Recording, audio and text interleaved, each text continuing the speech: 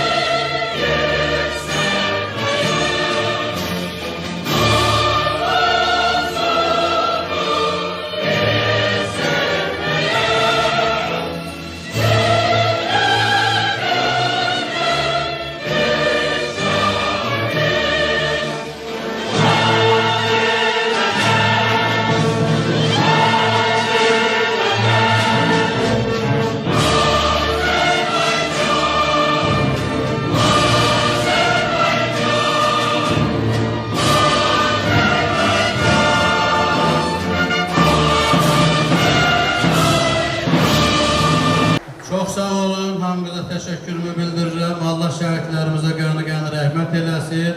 Vətən uğrunda qazi olanların hər birinə də Allahdan şəfaət edirəm.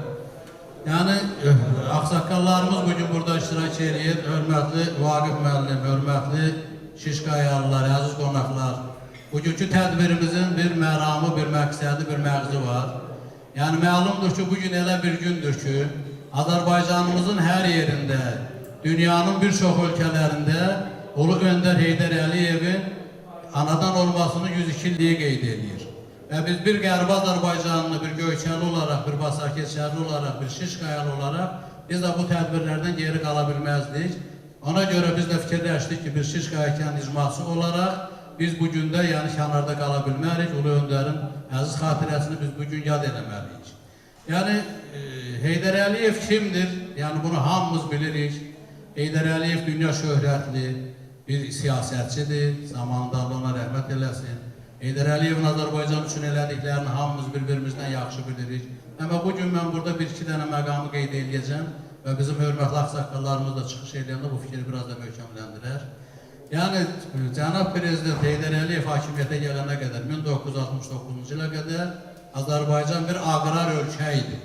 Yəni, İstəyərinin hansı bir respublikasında gedib Azərbaycan soruşanda, Bakı deyəndə heç kim tanımırdı. Yəni, belə bir respublika var, belə bir şəhər var. Yəni, Ulu Öndər hakimiyyətə gələndən sonra Azərbaycanın birincilər sırasına çıxardı. Azərbaycan böyük bir inkişaf eləmiş sənaye şəhərinə çevrildi. Yəni, ağsaqqallar daha yaxşı bilir ki, Bakı şəhərində Azərbaycanlar ümumiyyət sazlıq təşkil edirdi. Qeyri-millətlərin sayı Azərbaycan türklərinin sayından qat-qat çox idi.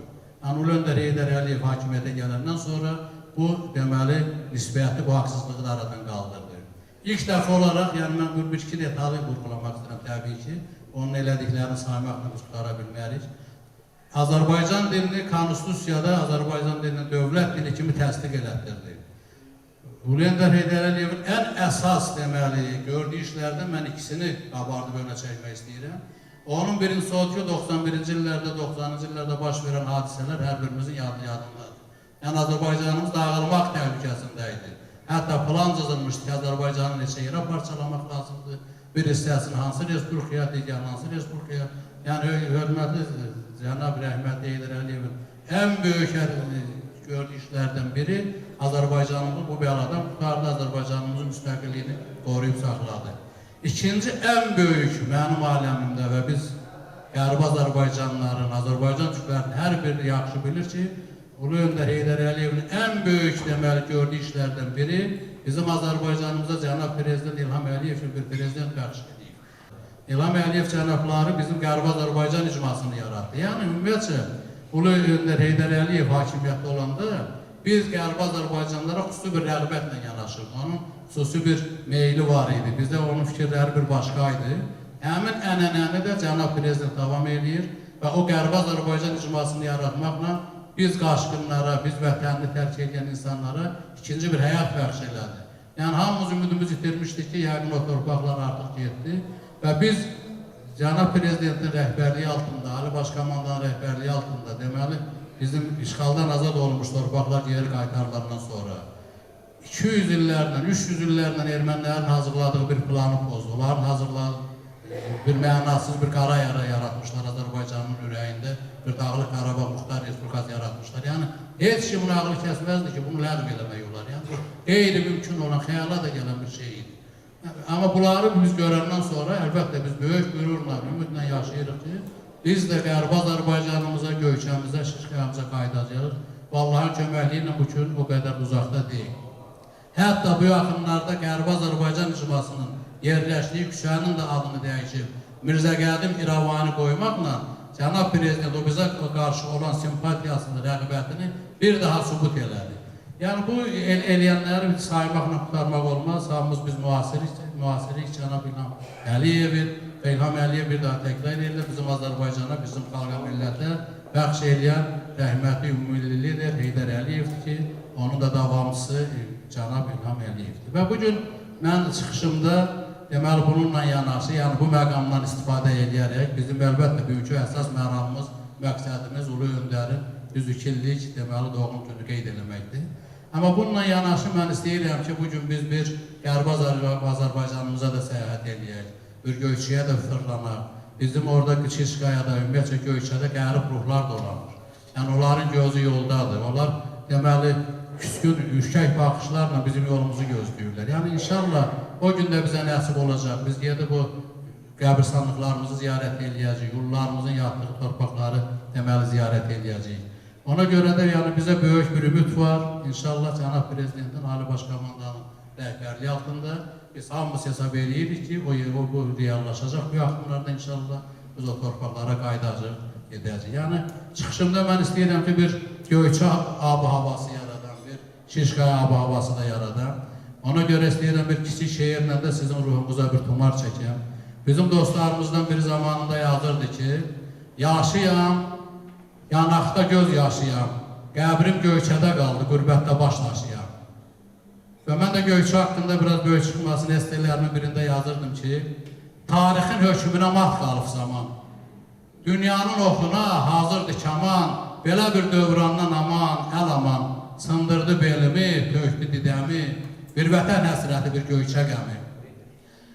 Yəni əzizlərim, Şişqaya elə bir relyefə malik olan kənd idi ki, yəni hamı bilənlər bilir, cavanlar üçün, yaşlılar üçün bir xatırlatma olsun, bir xəyali ekskurs eləyək və cavanlar da bunu bilsinlər.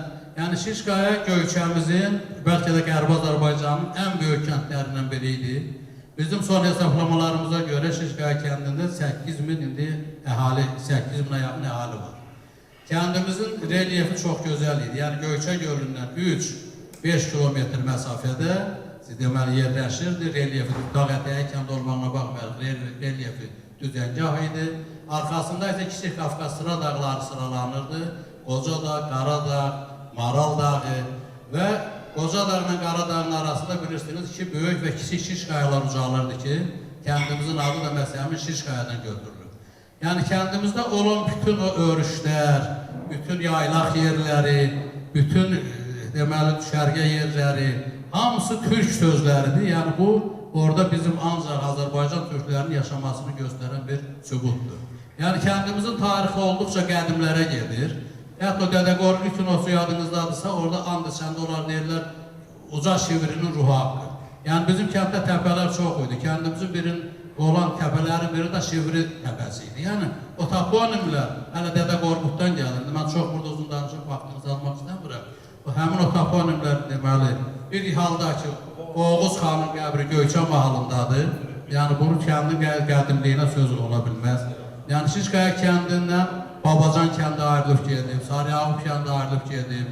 Bala Məzrənin deməli bizim kəndən qorxmazdılar nəsli deyilən bir nəsil ayrılıb gedib Bala Məzrədə məskunlaşıblar. İndi ağsaqqallarımız mən nəyə qeyri düzgün desəm, öz çıxışlarında onlar düzgün eləyə bilərlər. Kəndimizin deməli əzəl gözəl relyefi ondan ibarət idi. Kəndimizin arasından 3 böyük çay axırdı. Onun biri Göyçü ilə bizim aramızda Göyçü çayı, biri kəndimizin ortasını tən yarı kəsən belə desək Şişqaya çayı, hansı ki mənbəyini götürürdü o Şişqayalardan sonra bulağından. Digər bir çay da Sədənəxaşla bizim kəndin arasından keçirdi. Yəni ona da tutaq ki, Sarılər çayı belə şərt olaraq adlandırıq. Yəni belə bir relyefə malik, qabağında Göyçə gölü, arxasında Kiçik Qafqaz sıra dağları, 3 çay keçən kəndin ərazisi necə ola bilər? İnsanların ruhu sağlam idi, insanların cismi sağlam idi. Yəni heç bir xəstəlik görmürlərdi, yedikləri hamısı təbii. Yəni bunlarda deməkdə məqsədim odur ki, bizim kəndimizin yəni bilək və qədrini bilək, Göyçəmizə qayıdaq, Şişqayımıza qayıdaq. Və sonunda yenə bir kiçicik şeirlə mən sizin yenə ruhunuza tumar çəkib, üzümü çevirirdim o zamanlar kənddən gələn vaxtı Oğuca dağlara və deyirdim, Aylu dağlar, nə var nə yox o üzlə. Dərdini dan, nə də bizdən gəgizlə, biz əvəzdən Göyçəmizi əzizlə, bəlkə onu sınıq qəlb oyana, dərd əlindən ürəyimiz dayanar. Ulu dağlar, yetim bağlar xəzəldir, Göyçə gölü boynu buruq gözəldir, həsrətimin neçə yaşı düzəldi, ayrı düşdü yaşın başlı sonası, nə kəklik var, nə daşının qınası. Aylu dağlar, həmdən olun aşığa, intizarda həsrət qalıb ışığa, dədə ustad dönüb körpə uşağa, Ələskərin tavar səsi kiriyib, aşıqalı dərdlərindən çürüyüb. Ulu dağlar, kimə deyim dərdimi? Göz yaşlarım arazdımı, kürdümü, dağlar sizə tapşırıram yurdumu. Yalvarıram, fitnələrə uymayın, Göyçəmizi darıxmağa qoymayın. Hörmətli Şişqaya cəmaatı, əziz Göyçəlilərimiz, hər birinizi xoş gördük. Ramiz müəllim, doğrudan da tədbirin başlanğıcında çox gözəl vurğuladınız. Bu il Ulu Öndərin anadan olmağının həm 102-ci il dönümü, Azərbaycan Respublikasının bütövlüyü biz Ulu Öndərə borçluyuq. Və eyni zamanda da bir daha doğrudan da vurğuladınız ki, 2020-ci ildə Vətən müharibəsindən sonra əldə elədiyimiz qələbə bizim yenidən Qərbi Azərbaycanımıza, Göyçəmizə doğru tədricən yavaş-yavaş addımlamaq və o torpaqlarda olmaq ümidimizi bir daha artırdı.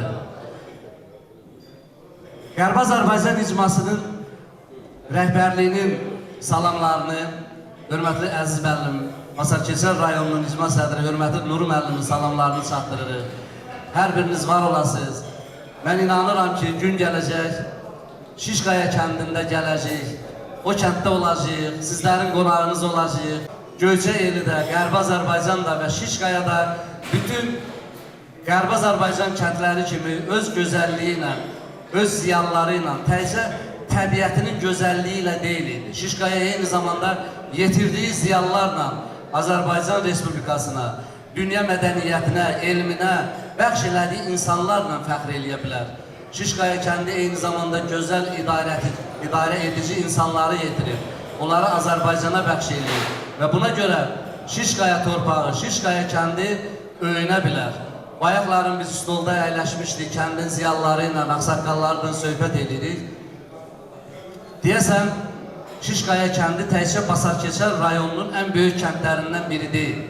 Şişqaya kəndi ümumən Qərbi Azərbaycanda ən böyük kəndlərdən biridir. Ona görə də yetirdiyi insanlar da sayları tükənməzdir. Dahi şəxsiyyətləri tükənməzdir. Mən sizlərin hər birinizi salamlayıram. Ramiz müəllimə təşəkkür edirəm. o Göyçə gölünün layla səsində. Gədiklər dolaşıb, dağlar aşmışıq. Dərədə, dumanla, zirvədə çənlə, çəməndə nərgizlə qucaqlaşmışıq. Ağaşıq nəfəsim, Ələsgər qanım, Alı Məmməd Söyün sirli dastanım. Qürbət ellərdədir növrə simanım, hər ötən karvanla soraqlaşmışıq. Sənətkar dil açır telli sazərdən, Göyçə həsrətidir saçımda hərdən. Göyçə eli ayrı düşdü Göyçədən, heyif o yerlərdən uzaqlaşmışıq, heyif o yerlərdən uzaqlaşmışıq. Göyçə gülü ürəkləri dağladı, bizsizləşdi, tənha qaldı, ağladı. Çiçəklər telinə qara bağladı, ağrın alım, Göyçə gülü bir də çal. Ötən anı, ötən çağı yada sal. Əsli Qarabağdan xəzan yelləri, titrətdi qəlbimi incə telləri. Ömür növrağımdır Göyçə illəri, ağrın alım, Göyçə gülü bir də çal. Alı yatan o torpağı yada sal. Nəfəsində o dağların yazı mı? Sinəndəki bu dövranın sazı mı? Ustad, hələ qurtarmıram yazımı. Ağrım alım, Göyçə gülü bir də çal. Sarı nəri, qoca dağı yada sal. Göyçə gülü ürəkləri dağladı, bizsizləşdi, tənha qaldı, ağladı. Çiçəklər telinə qara bağladı, ağrın alım, Göyçə gülü bir də çal.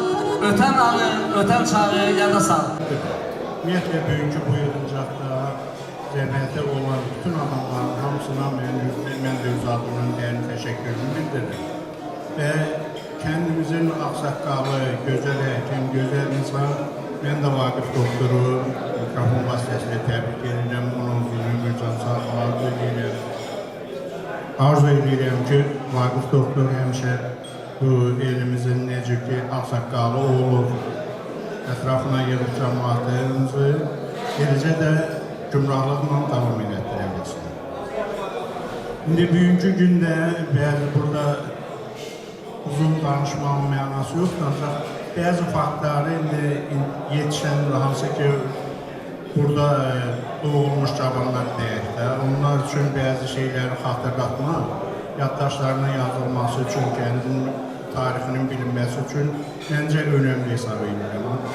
Çünki adi görünən, kənd mühiti üçün adi görünən şeylərin arxasında həmişə böyük mənalardır.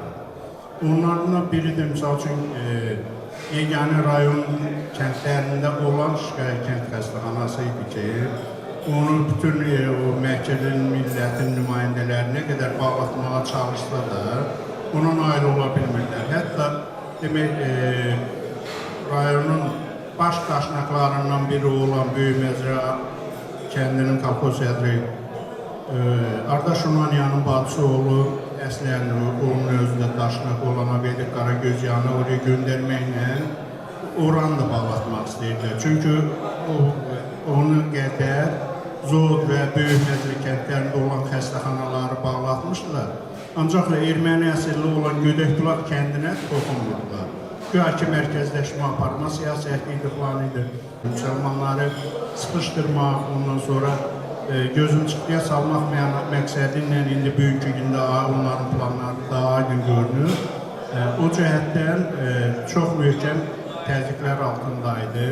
Ancaq orada olan mütəxəssislərin Məcnun Cəfərovun böyük qabiliyyəti, savadın hesabına ona nail ola bilmirdi. Çünki elə faktlar var idi ki, Yerevanda önəmli olan Yerevan şəhər mərkəzi xəstəxanası Çermuşqa deyirdilər. Orada müalicə oluna bilməyən xəstələr gəlib Məcnun həkimin xəstəxanasında müalicə olunmuşdu. Məcnun Cəfərovun demək sayəsində o bölgənin cəmaatı çox sağlam gümrah həyat tərzi keçirdi.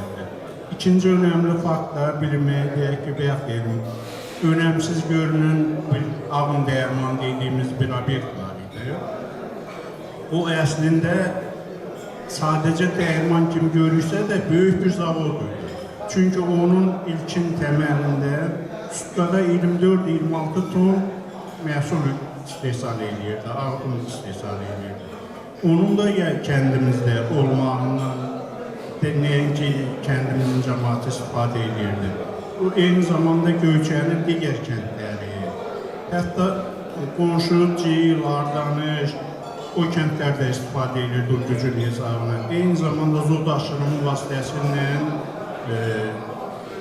Tərtərdən, Kəlbəcərdən də gətirib orada un üydürürlər. Çünki onun istehsal qabiliyyəti o qədər güclüydü, imkan verirdi o xidmət eləməyə. Amma onun tarixçəsi, alınma tarixçəsi çox maraqlı idi. Çünki mərhum o Mikail Bayramov, gözəl təşkilatçı, gözəl ağsaqqal olmasıyla bərabər sanatoriyada, Yaltada dincələrkən o keçmiş dövrdə SSR Nazirlər Sovetinin sədrinlə bir yerdə dincəldiyin zamanda münasibətləri yaranıb və ona bir konserv zavodu, bir də ağın dəyirmanını söz vermişdi və ağın dəyirmanı tikildi, ancaq məhkədi niyyətlərlə Azərbaycan kəndlərinin güclənməməsi, iqtisadiyyatının güclənməməsi məqsədinlə o konserv zavoduna mane ola bildilər. Ona görə də indi bu zahirən sadə fakt görünsə də, ancaq böyük bir məna kəsb edən bölgənin əhəmiyyəti, kəndin əhəmiyyətini yüksəldən bir mənalı bir fakt ki, mən bunu qeyd eləməyi özümə borc bildim. Yəni bizim Şişqamız həm də deməli bəşəriyyətə verdiyi, xalqımıza verdiyi böyük oğlanlarınla tanınır. Göyçə deyəndə, Şişqaya deyəndə bir zirvə görünür. O zirvə Yunus Rzayev zirvəsidir. Yəni bunu Göyçəlilər, Qərb Azərbaycanlılar bilir. Yəni bugün ola bilər ki, vəzifə etibarilə ondan kimsə üstün ola bilər. Amma bir şəxsiyyət kimi, dahi öndər, ulu öndərimizin deməli sağ əli kimi, silahdaşı kimi Yunus Rzayev zirvəsinə hələ mən bilən çatan olmayıb. Yəni Allah ona qanı rəhmət eləsin. Yunus Rzayev bir zirvədir.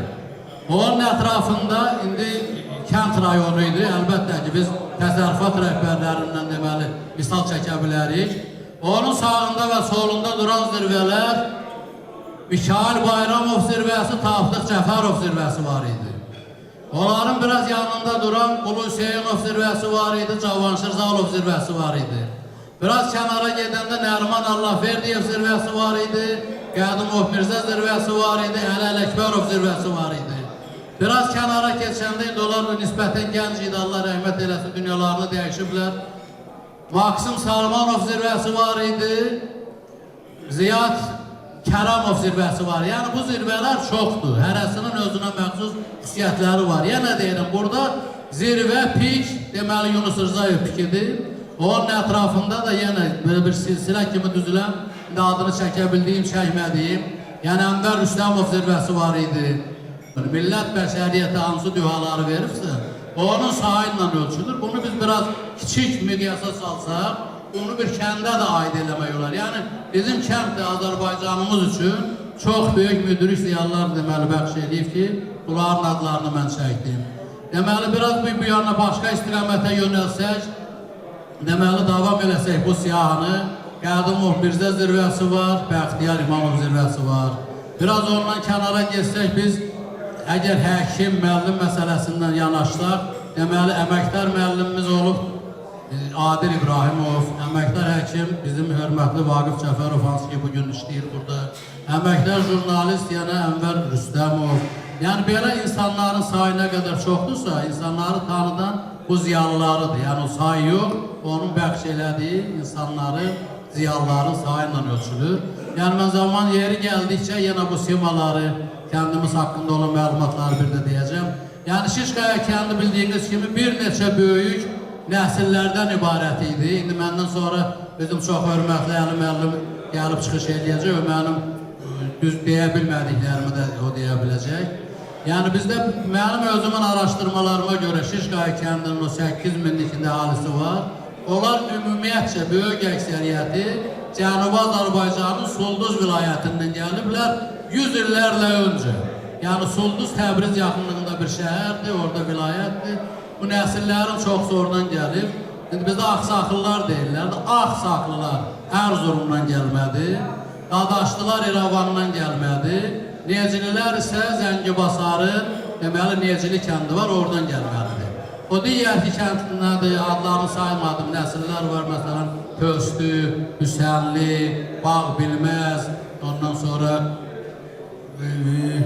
adlarını deyilməsələr, Qorxmazdı, ondan, yəni, şahsının adını çəkə bilmirəmsə, özürlü sayın, yaddan çıxaram, Kələşli, bunların da əksəriyyəti, yenə deyirəm, Cənubi Azərbaycanımızın Sulduz vilayətindən gələnlərdir, yəni Didarlı, Çanaqçı, yəni çox olub. Bizim kənd böyük olduğuna görə bu nəsillərin də sayı çox olub.